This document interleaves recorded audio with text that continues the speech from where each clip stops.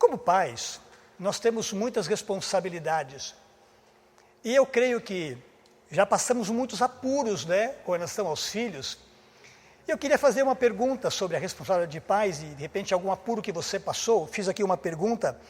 Você já teve numa situação que você se sentiu sem saída com o seu filho? Por exemplo, você perdeu o controle, ou você não tinha o controle da situação com relação aos seus filhos? Por exemplo, seu filho engasgou, perdeu a respiração, estava lá brincando, de repente você vê seu filho ofegante e você não sabe o que fazer.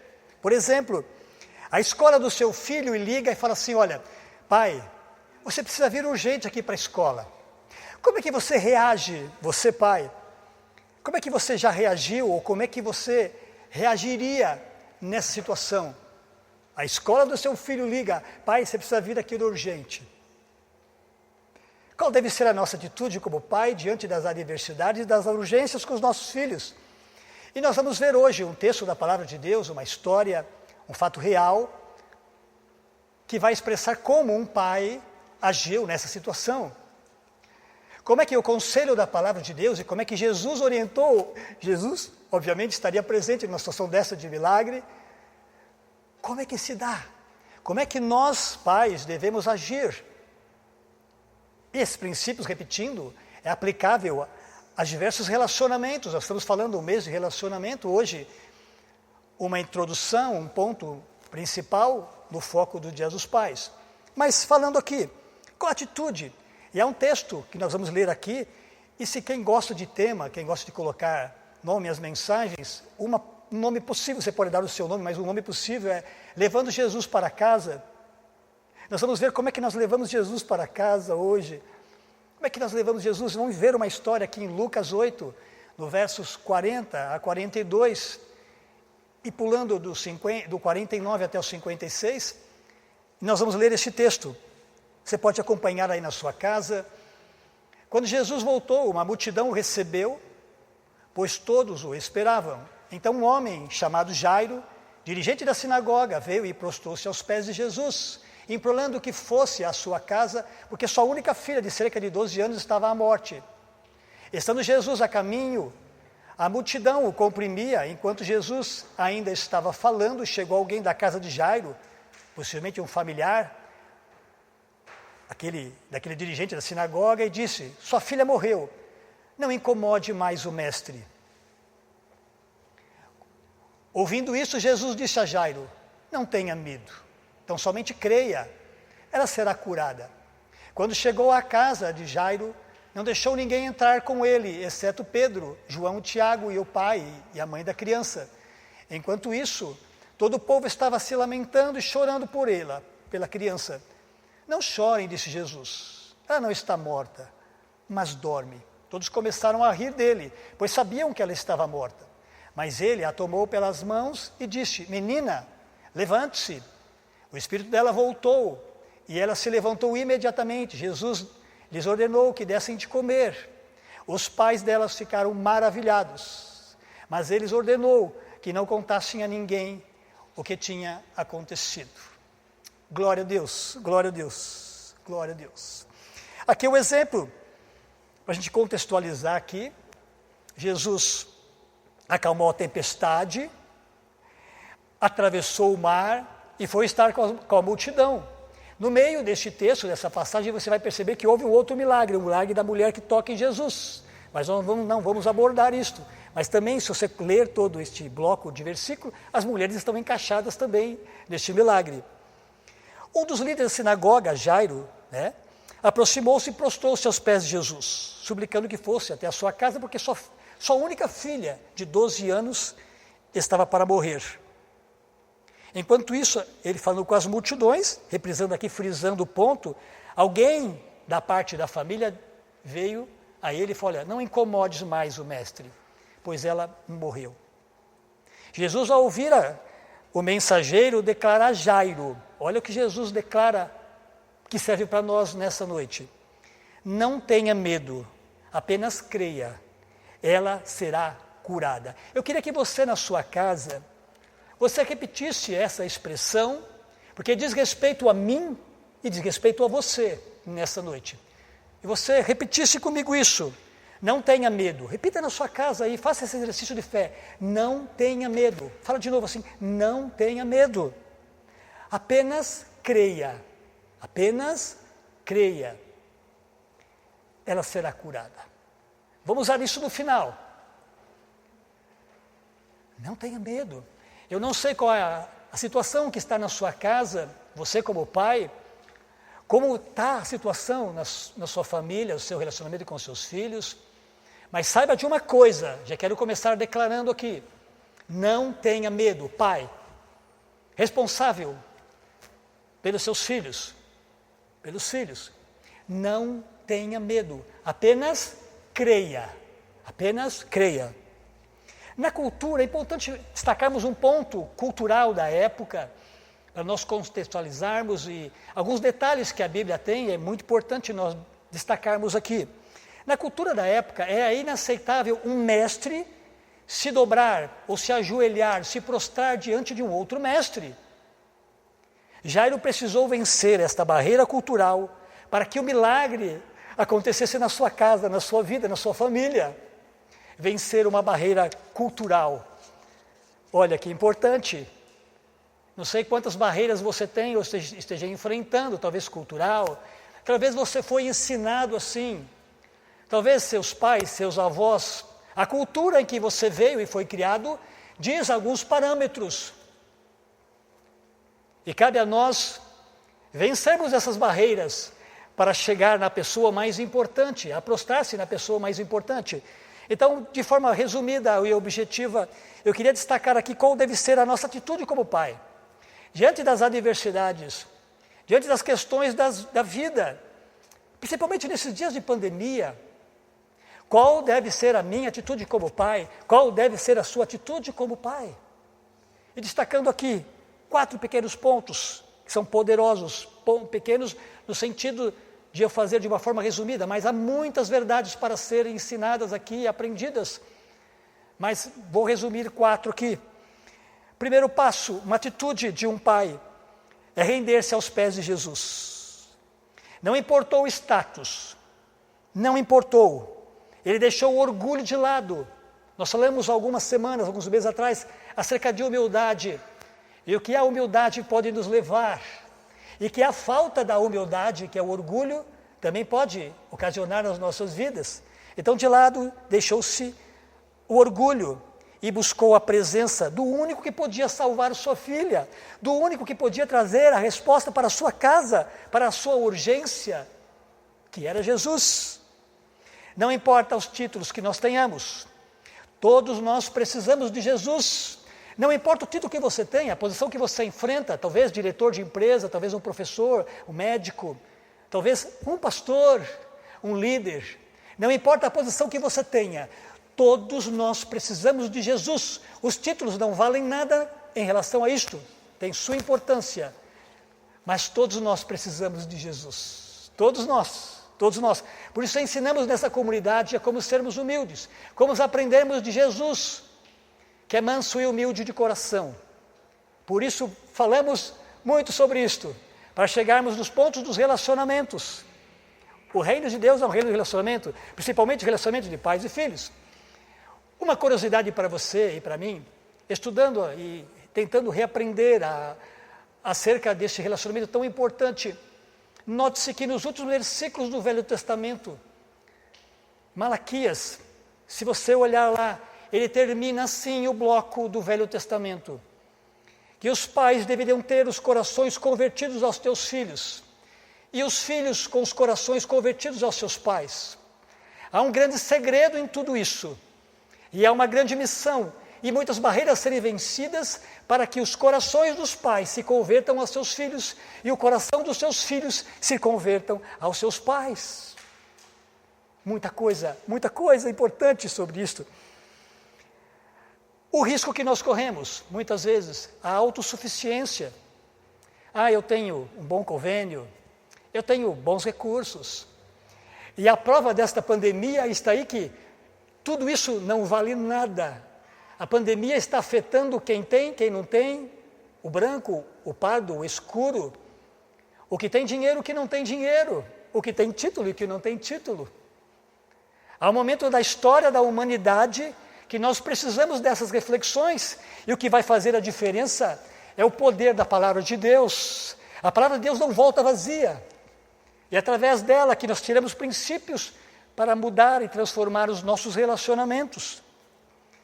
Como diz também Mateus 6,33, buscar em primeiro lugar o reino de Deus, e todas as demais coisas serão acrescentadas. Então, buscar a Jesus em primeiro lugar, render-se a Jesus em primeiro lugar, está mostrando que nós estamos buscando o reino de Deus em primeiro lugar. E buscando o reino de Deus em primeiro lugar, obviamente também estamos procurando e priorizando Jesus. Ninguém vem ao Pai senão através de Jesus. Eu sou o caminho, a verdade e a vida. É através de Jesus. Excelente atitude, e é a prioritária, render-se aos pés de Jesus. Segunda verdade e segunda atitude deste texto, diz o seguinte: ele levou Jesus para casa. Jesus, venha para minha casa. É urgente, Jesus vem para minha casa, é urgente. A minha única filha de 12 anos está à beira da morte. E acabaram de chegar com a notícia de que ela morreu.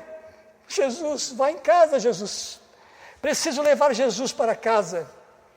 Pais, o que é que nós temos levado para casa?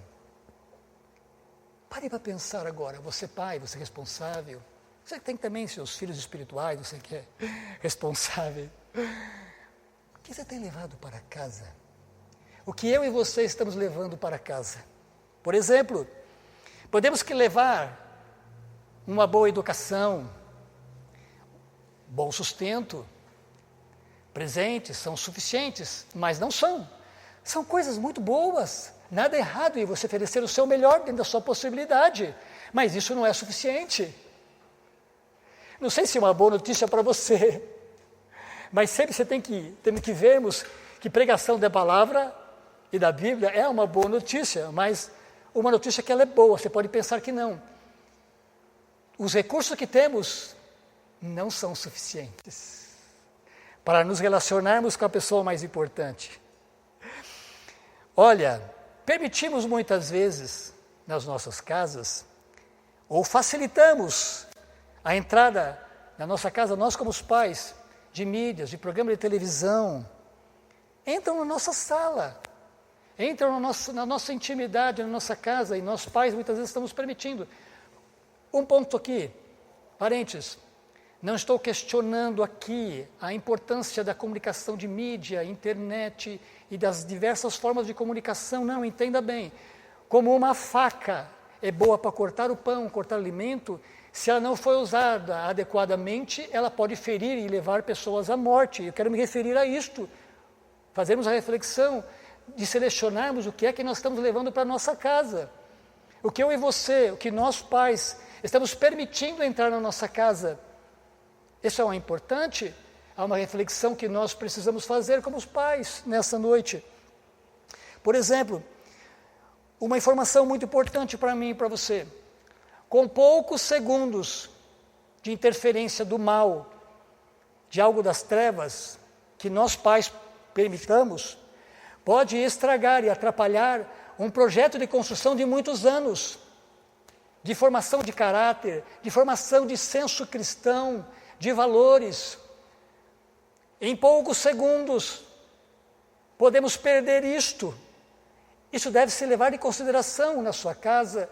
O que nós estamos levando para a nossa casa pode nos trazer um risco. Não quero te trazer temor, mas estou pregando para mim também. Estou tentando de alguma forma querer conversar com nós pais aqui, para nós refletirmos o que é que nós estamos levando para a nossa casa. O que vai fazer e vai trazer transformação para a nossa casa na realidade e no íntimo e no fundo é a presença de Jesus. Quer levar algo sobrenatural que vai transformar a sua casa e a sua geração e a sua família, os seus filhos? Traga Jesus para a sua casa. Traga Jesus para a sua casa. Traga Jesus para a sua casa. Isso é uma responsabilidade de nós pais. É uma responsabilidade minha. É uma responsabilidade de nós pais. Levarmos Jesus para a nossa casa. O que é levar? O que significa levar Jesus para a nossa casa? Preste atenção, é algo muito simples. Levar Jesus para casa significa deixar Jesus entrar na nossa intimidade e participar da nossa vida, até Ele se transformar o nosso Rei, o nosso Senhor. É uma conquista. Permita que Ele seja o seu Rei, que Ele seja o seu Senhor. É isso que transforma as famílias. É isso que transforma os nossos relacionamentos. Pregamos no início da série, o privilégio de pregar no início da série, que sem o novo nascimento, sem entregar a vida para Jesus, não há possibilidade de experimentar o melhor de Deus, o projeto de Deus na sua íntegra, na sua naturalidade e na sua essência. Como que se leva então Jesus para casa, né? Como é que nós podemos então levar Jesus? Significa permitir que Ele reine na sua vida, que Ele se relacione. Você não chama qualquer pessoa para entrar na sua casa, não é verdade? Para sentar à sua mesa. Por exemplo, você vai chamar qualquer estranho para comer na sua casa? E no senso cultural, da época, se levar para sentar na mesa, é porque a pessoa tinha uma certa importância. Levar Jesus para sentar nas nossas mesas, com os nossos filhos, com a nossa família. Então, como é que nós levamos, né? Como é que se leva Jesus para casa? Como é que se leva agora? Então, aprendemos como é que se leva Jesus, o que é levar Jesus. Como é que se leva Jesus? Orando pela necessidade dos seus filhos, ore pelos seus filhos, ensinando a Bíblia para os seus filhos, um monte de coisa. Eu citei algumas aqui, você também sabe, né? E durante as pregações do ano, a gente sempre vai estar falando sobre isso, como é que nós levamos e experimentamos o melhor de Deus para a nossa vida, orando com os seus filhos, ensinando a Bíblia, se possível, um encontro familiar, quando possível, de acordo com a agenda, filhos às vezes moram fora, os horários, de acordo com a idade dos filhos, fica diversificado, né? Às vezes, para se encontrar em casa, depende da fase dos filhos, precisa marcar na agenda, né? Porque um entra às 5 horas da manhã, outro entra às 7, outro, e é aquele dinamismo, né? Mas, na medida do possível, priorize isso, principalmente com os filhos pequenos, o que nós chamamos de culto familiar.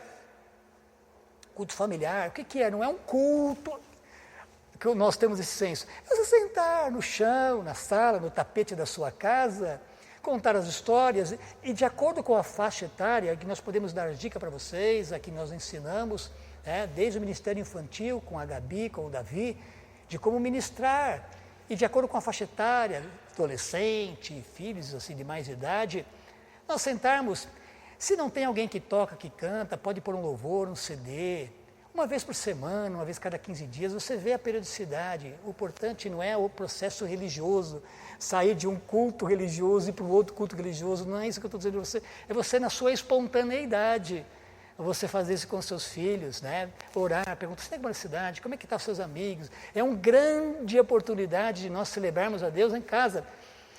Vou dizer para você que o culto,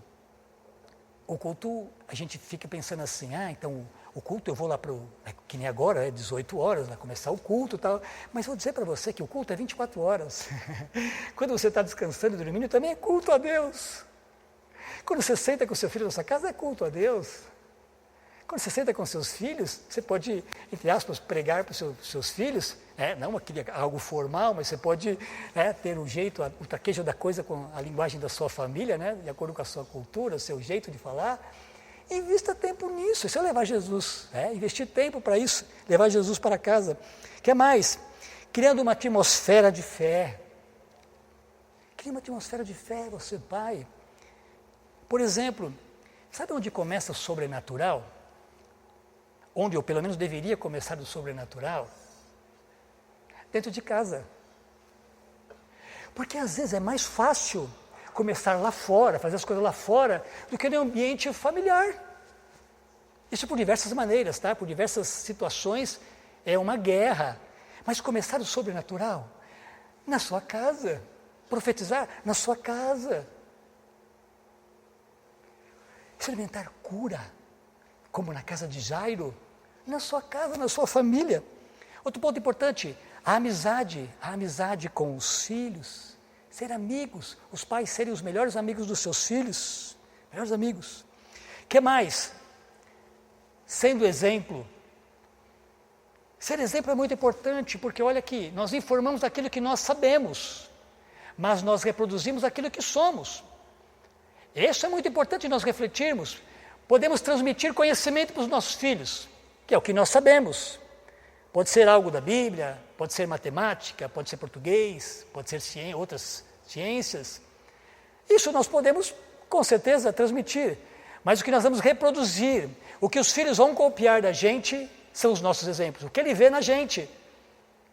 O que os filhos veem na gente, porque o ser humano, nós falamos algumas semanas, que o ser humano tem necessidade de copiar alguém, observar. Falamos dos super-homens, né? A semana passada, ou retrasada, falamos, um dos nossos amigos queria ser o Zorro, quando criança. E assim, nós temos a necessidade de espelhar alguém. Por isso, nós temos que ter as mesmas atitudes de Jesus, espelhar em Jesus, como Paulo disse, serem meus imitadores, como eu tenho sido de Cristo. E nós pais representamos Jesus. Nós pais em casa representamos Paulo, nesse aspecto. De olhar e ter a responsabilidade de ver como os filhos olharem para nós pais, ou responsáveis, avós que cuidam dos filhos, dos netos, na ausência dos pais, ou você que cuida de um orfanato, você que cuida de pessoas carentes, tem a responsabilidade de substituir a paternidade. Você é responsável, somos responsáveis, né? Sendo exemplo. Um ponto aqui, não é perfeição. Não é que os filhos vão ver tudo perfeito, você só acertar. Não, os filhos vão ver os nossos erros. Nós, da Comunidade da Graça, não fazemos uma propaganda enganosa. Nós, pastores, nos expomos aqui, muitas vezes, contando os nossos erros, os nossos fracassos, para que sirvam de advertência e de orientação, uma transparência. Os nossos filhos em casa, a mesma coisa. Eles veem os nossos acertos, mas veem também os nossos erros, mas vão ver como é que nós corrigimos, como é que nós nos perdoamos, como é que nós nos relacionamos. Isso é fundamental para nós pais. Importante aqui também, uma criança provavelmente não encontrará um pai em Deus, a não ser que encontre algo de Deus em seu próprio pai. Uma frase de Jim Wheeler. Uma criança provavelmente, preste atenção, não encontrará um pai em Deus, a não ser que encontre algo de Deus no seu pai. Nós somos responsáveis, pais, em mostrar e apontar o caminho. Porque se Deus é considerado como pai, há muitos filhos, há muitas crianças, há muitos adultos hoje, que o pai, e ver Deus como pai não é uma boa referência, porque não tiveram bons pais. Há uma responsabilidade. E como perdemos quando nós não sabemos e não vemos Deus como pai? A responsabilidade minha e sua, pai, de sermos transmissores de vida e levá-los a conhecer a Deus como pai. Se você, pai, vê Deus como pai, você será um bom pai. Olha, que importante. Se você, pai, vê Deus como pai, você será um bom pai. Apesar das suas limitações, dos seus erros, mas olhar para Deus com o senso, com o coração focado, que Ele é o nosso Pai, é um passaporte para você, mesmo com toda a sua limitação, ser considerado como um bom pai pelos seus filhos e pela sua geração. A sua geração. Vamos chegar lá aqui, deixa essa frase aqui. Como preparamos e como pregamos a palavra? Hoje, o poder da palavra e com a graça de Deus e com o mover do Espírito Santo, hoje é uma grande oportunidade de termos algo sobrenatural acontecendo nos nossos lares. Uma grande oportunidade de mudar, de transformar e de ver o futuro da nossa família, da nossa casa e da nossa geração sendo transformado. Porque Deus é um Deus de geração. E nós estamos construindo a próxima geração. A Bíblia fala de uma geração contará a outra geração os grandes feitos do Senhor. E é responsabilidade nossa, da nossa geração, de levarmos os princípios e os preceitos da palavra de Deus na nossa geração. Terceiro ponto aqui que eu quero destacar, de atitude que nós pais devemos ter. Deu importância terceiro ponto aqui, Jairo deu importância ao que era mais importante. O mais importante devia ser Jesus, que foi o caso para ele, e também a sua família. A Bíblia declara em Salmo 127, dá uma olhadinha, Salmo 127, versículo 3 a 5, os filhos são herança do Senhor, uma recompensa que Ele dá. Como flecha nas mãos do guerreiro são os filhos nascidos na juventude. Como é feliz o homem cuja aljava está cheia deles. Não será humilhado quando enfrentar seus inimigos no tribunal. Duas verdades aqui. Os nossos filhos são herança. Não são as posses. Não são os títulos. Não são os bens materiais. Mas são os nossos filhos que a Bíblia declara que é a herança. Olha que importante. Os nossos filhos continuam sendo herança, mesmo distantes. Os filhos são preciosidades. Vou falar aqui um pouquinho sobre isto. Mas dá uma boa notícia para você e te lembrar que mesmo os filhos distantes continuam sendo herança. Pelo fato de filhos tomarem decisões, irem por caminhos tortuosos, muitas vezes nós pais não temos considerado o filho como herança. E se nós pais somos responsáveis, já não consideramos mais este filho como herança, o que é que se pode esperar? O resultado daí, de uma sociedade totalmente corrompida. Por exemplo, só para nós entendermos aqui, não é a distância física, não é a distância, estou me referindo aqui à distância de coração, às vezes um filho pode estar do outro lado do mundo, mas aquela distância do coração que um filho pode estar enfrentando, ou estar distante de Jesus, um filho pode estar distante de Jesus. E aí nós pais corremos riscos, ou por não estar na mesma religião que a nossa, não frequentando a mesma denominação, e nós descartamos o filho e não mais o consideramos como herança. Por exemplo, se você notar nas penitenciárias, a fila para as visitas agora está suspensa, mas, por exemplo, se você olhar no dia a dia comum, você quase não vê pai na fila. 90 e poucos %, ou quase na totalidade, são mulheres, são mães, que estão lá para visitar e levar uma mensagem de esperança para os filhos. Os pais, porque muitas vezes eu já atendi, nós como os pastores, atendemos pessoas e ficamos, assim, de alguma forma, comovidos por alguns pais abandonarem seus filhos. Por causa do orgulho. Como é que meu filho com o meu sobrenome hoje está preso, meu filho aconteceu isso. Então, bastante atenção nisso. Esse texto também diz que os filhos são como flechas na mão do guerreiro. Será que nós estamos dispostos a enviar os nossos filhos como flechas para irem distante, para irem mais longe? Porque flecha, ela vai além do guerreiro, ela vai aonde o guerreiro não pode ir, não pode alcançar. Será que nós pais estamos enviando os nossos filhos? A responsabilidade de nós pais enfrentarmos nossos filhos e enviarmos como flechas, formar nossos filhos para irem mais longe. Sabe o que é que vai depender disso? Primeiro passo da graça de Deus. E o segundo ponto, se nós pais, considerados como arcos da flecha, estamos dispostos a nos curvarmos, a ter a envergadura necessária. Eu e você, pai, estamos dispostos a nos envergarmos para que os nossos filhos possam ser lançados mais longe. Pare para pensar. Depende da graça e depende também da minha e da sua envergadura. Hoje em dia estamos correndo atrás de coisas urgentes e esquecendo das coisas importantes, a tirania da urgência.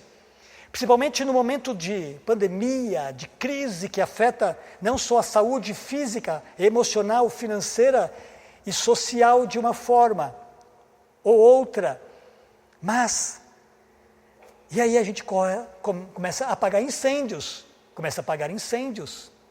Então aí ficamos atrás e submisso através da tirania da urgência e nos esquecemos investimos menos potencial nas coisas importantes. Um filho não precisa tanto de presente, mas precisa da sua presença como pai. Precisa da sua presença como pai. Nesse Salmo 127, preste atenção nesses pontos aqui, para nós irmos para o fechamento do nosso raciocínio e orarmos. A aliança de Deus com Adão e Eva. Preste atenção.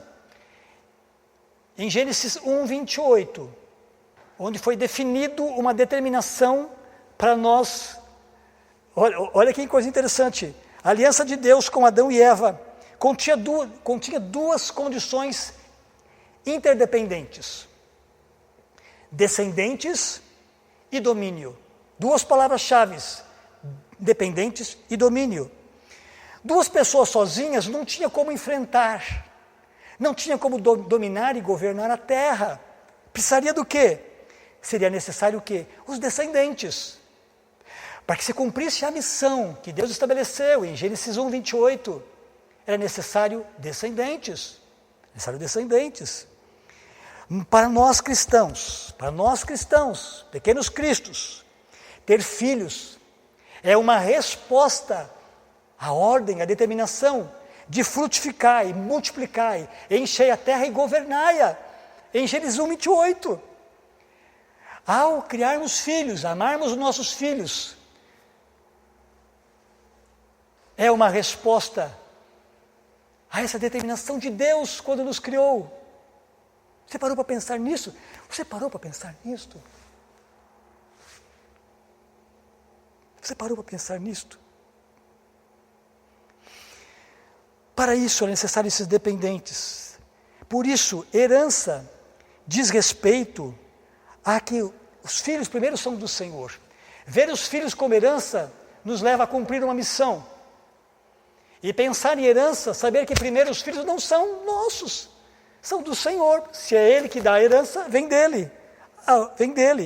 Deus dá filhos aos pais, assim como o homem confia a sua riqueza aos seus herdeiros. Quando um casal, um pai, um casamento, se dispõe a amar e servir e sacrificar-se, para quê? Para se formar uma próxima geração. Deus é um Deus de gerações. Todo o sacrifício, todo o empenho, parte-se dá a formação de uma nova geração, que os nossos filhos vão dar continuidade, os nossos netos, até o Senhor vir nos buscar. Amar e cuidar de filhos é uma das principais maneiras pelas quais honramos a Deus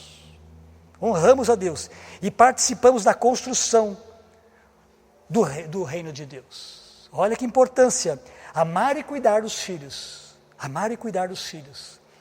é uma das principais maneiras de nós dizermos: Senhor, eu estou te honrando com a minha vida. Glória a Deus. E o quarto ponto aqui, encerrando, diz respeito à atitude dos pais, crer no que Jesus declarou. O que é que Jesus declarou para Jairo? Mesmo que as pessoas próximas estão dizendo assim: olha, não tem mais jeito, não tem mais esperança, mas nós devemos ficar o quê? Com o que Jesus, o que a Bíblia nos diz. Nós cantamos: eu sou o que a Bíblia diz, eu devo fazer o que a Bíblia diz. Aí é o grande segredo. O que é que Jesus diz? Precisamos crer no poder de Jesus. Ele disse assim: não tenha medo, somente creia. Repita você na sua casa: não tenha medo, somente creia. Deixei uns pontinhos aqui para você completar a frase. Por exemplo, qual o seu principal problema hoje? Qual a adversidade que você está enfrentando, você como pai? Relacionamento, finanças, saúde, emocional? Você sabe. Eu queria que você repetisse agora e você completasse a frase. Como Jesus disse para Jairo: não tenha medo, apenas creia, ela vai ser curada. Então você pode exercitar na sua casa agora a fé, colocando as mãos no seu coração, e você diz: olha, eu não vou ter medo, não tenha medo, vou crer, porque, e se você fala, o problema vai ser resolvido, dá um nome ao problema. Exercite isso. Outro ponto importante, dentro desse ponto que Jesus declarou, olha a atitude de Jesus. Jesus levou quem para entrar dentro da casa nessa hora de urgência? Pedro, João e Tiago e os pais. Com quem nós estamos andando? Nos momentos de adversidade, quem são os nossos parceiros? Como o pastor César pregou a semana passada, quem são as pessoas que te recarregam? As pessoas que dão apoio? As pessoas que te faz sentir-se filho de Deus, amado de Deus? Cuidado, detalhe. Muita atenção. Quem são as pessoas que estão gerando fé no seu coração? Esta hora não é a hora para qualquer tipo de relacionamento, não. São as pessoas chaves que você tem. Quem são as pessoas que você tem para o momento da adversidade você buscar a Deus e caminhar juntos e provocar um grande milagre? E um detalhe dessa passagem aqui, Jesus tomou a menina pela mão e disse, levante-se. Jesus tomou a menina pela mão. Jesus está tomando você pelas mãos hoje, e vendo a sua necessidade, tomando você pelas mãos, filha, filho, levante-se, situação, levante-se, levante-se. E concluindo, o texto diz que os pais ficaram maravilhados. Os pais ficaram maravilhados. Você quer ficar maravilhado também? Você quer ficar maravilhado também? Quer ficar maravilhado? Que alegria, que alegria. Encerrando aqui. Jesus entrou na casa para trazer vida onde estava a morte. Muitos deixam morte entrar em sua casa. Morte dos sonhos, morte dos projetos, dos relacionamentos familiares, família que está praticamente morta dos relacionamentos. Morte emocional, espiritual, não somente física, mas todo tipo de morte que pode estar entrando na sua casa e você talvez se conformou ou nem percebeu. Nem percebeu. Aonde você precisa que Jesus traga vida para você? Aonde você precisa que Ele traga vida? No seu relacionamento com o filho? Para que ele volte para o lar, para casa? Ou o coração dele volte para você, para a sua casa, para Jesus? Para que ele saia das drogas, do caminho ilícito? É isso que você precisa? Então, isso que eu queria orar por você nessa noite. Nesse domingo aí na sua casa, eu queria respeitosamente, mas com muita fé. Quero ser essa pessoa que possa andar com você e ter o respeito e a oportunidade de entrar na sua casa hoje. Nós, pastores, temos o temor e o respeito de entrar na sua casa hoje e dizer, permita-nos orar por você. Ajudar você nas suas conquistas, a te ajudar a perceber que Jesus quer tomar você pelas suas mãos. Filho, eu te amo, vou te socorrer nessa noite. Quem você está chamando para a sua casa? Quem você está levando para a sua casa? Leve Jesus, leve Jesus. Coloque as mãos no seu coração, traga à mente a sua necessidade, a sua aflição. Pais, quero orar também para pais que estão distantes de Jesus. Pais que perderam o relacionamento com Jesus. Com Jesus. E aí as coisas não podem caminhar, não podem progredir. Como está o seu relacionamento com Jesus? Aqui é a grande pergunta. Como está o seu relacionamento com Jesus? Vamos orar aqui, coloque as mãos no seu coração. Algumas coisas que Deus colocou no meu coração para orar por você. Fechando aqui essa palavra. Pais que estão distantes. Filhos que estão distantes. E também, famílias que não sonham mais. Pais que não sonham mais com sua família, projeto para os seus filhos. Coloque as mãos no seu coração, você que se encaixou nessas amplitudes do poder da palavra de Deus, de atuação através do Espírito Santo. E também, especialmente, eu queria orar para recém-casados, ou casados que ainda não têm filhos. Temos o hábito de orar para as mães, no Dia das Mães. Mas uma outra forma de ver o ângulo do milagre é orar para os pais, os homens se tornarem pais, porque o resultado vai dar o mesmo. Olhar um outro ângulo, nós abençoarmos você pai, ou você que ainda não é pai, é casado há um bom tempo também, que quer experimentar este milagre, quero orar por você. Pai querido, nós te agradecemos pelo poder da tua palavra. Nessa noite, Pai, é uma noite de milagre, Pai, porque na expectativa de levarmos Jesus para os lares, levar Jesus para as casas, mas principalmente para o coração. Em nome do Senhor Jesus, o pai que está chorando, a mãe que está chorando por um filho distante, em caminhos tristes e preocupantes, receba o ânimo do Senhor.